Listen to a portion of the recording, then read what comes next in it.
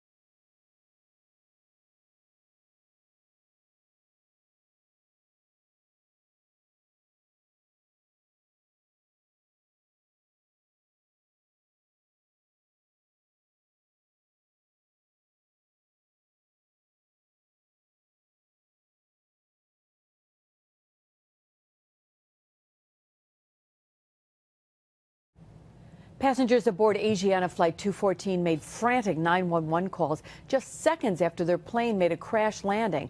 But 20 minutes later, some were still calling for more ambulances. As Begad Shaban reports, survivors returned to the crash site for the first time last night. Passengers aboard Asiana Flight 214 frantically dialed 911 seconds after their plane made a crash landing, and the calls kept coming. There is a woman out here on the street on the runway who is pretty much burned very severely on the head, and we don't know what to do. Okay, we do have help started that way. You said that they're there, but there's not enough people, correct? Yes, she is severely burned. She will probably die soon if we don't get any help. 20 minutes after the crash, there were frustrated calls for more ambulances. Were you on the plane, ma'am? Yes, I was on the plane. We've been on the ground, I don't know, 20 minutes or half hour. There are people laying on the tarmac with critical injuries, head injuries. We're almost losing a woman here. We're trying to keep her alive. A caravan of buses carrying survivors and families of the passengers visited the crash site for the first time last night.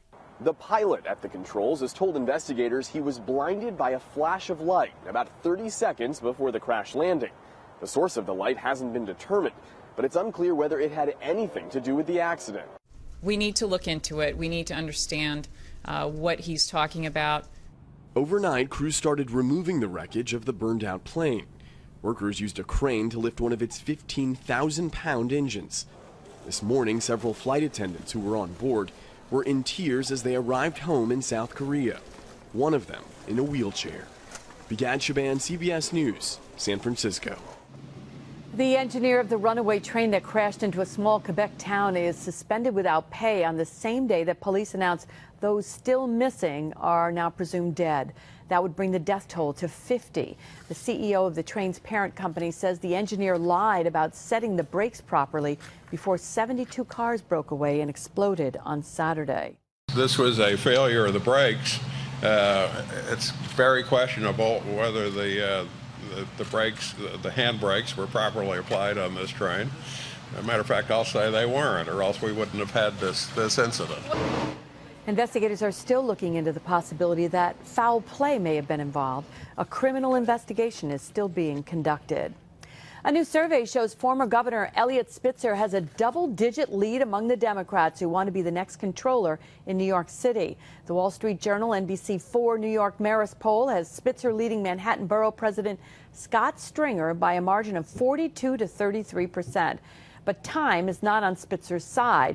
Launching his campaign on Monday, he has until midnight tonight to collect 3,750 valid signatures to qualify for the Democratic primary.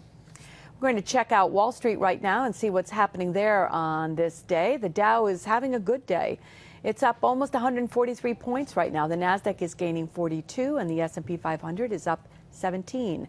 Here we go with our local stocks. First Niagara taking a hit, but the rest is good news. We see First Niagara down 2 dimes. GE is up a quarter. IBM is up $1.01. We've got TD Bank gaining $1.22, and we have Verizon picking up 52 cents.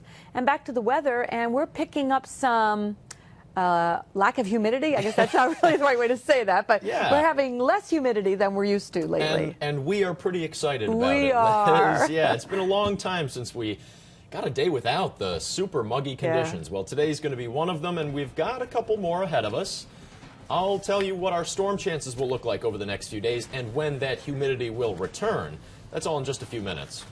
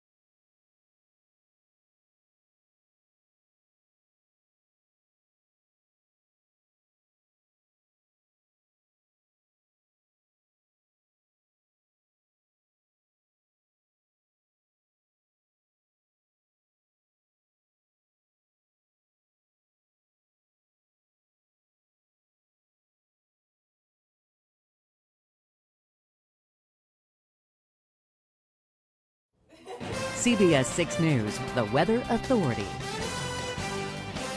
Well, what a difference a day makes. Today we're seeing a little sun shining through the clouds, and unlike yesterday, we're not looking at widespread thunderstorms and those torrential rains that plagued the region yesterday. The other big difference, for the first time in a long time, it's not oppressively humid outside.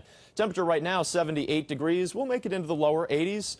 Seasonable temperatures for this time of the year, not the heat and humidity we've had to deal with recently. A much-deserved break. 70 overnight tonight, dropping, I think, a little cooler than that, probably the lower 60s in spots. A cool, quiet night lies ahead. And it's a pretty pleasant afternoon. 78 the temperature right now in Albany. It's an even 80 in Glens Falls, 77 in North Adams, and also 80 degrees in Poughkeepsie. More comfortable, more manageable temperatures outside today than what we've had to deal with recently. The dew points dropping. Still a little bit high in Bennington with a dew point of 65, 63 in Pittsfield, and we're still seeing some 70s if you head far enough east. Right now, Springfield, that dew point 71, still very muggy, but our dew points are dropping. You can see this sharp drop. We go from the oranges there into the yellows and greens. Those yellows and greens indicating some drier air and lower dew points. Dew point down to 60 now in Albany. It's been a long time since our dew point was that low. Remember, just yesterday, the dew point was 70. Getting out of the oppressive category, down into comfortable, maybe bordering on sticky conditions, but compared to what we've seen recently, sticky's a big improvement. Yeah, you don't get to say that very often. Current wind speed, a little bit of a breeze. That's helping it feel cooler as well. Winds are calm in Bennington. There's a 3-mile-per-hour wind in North Adams, 14 in Albany. I was just outside a little while ago. I think that breeze feels kind of nice. Nice to get a bit of a break from the heat. Local radar, those heavy showers from yesterday, long gone. There were still a few showers around the region this morning, but right now the radar is completely clear. And most of the region will probably stay clear as we head through the remainder of the day. We're also seeing those clouds thinning out, and as you saw on the Albany Skycam, that sun shining through. Nice to see the sunshine, but nicer to see that lack of humidity. This is all thanks to a cold front coming through. You can see that cold front pretty sharply defined.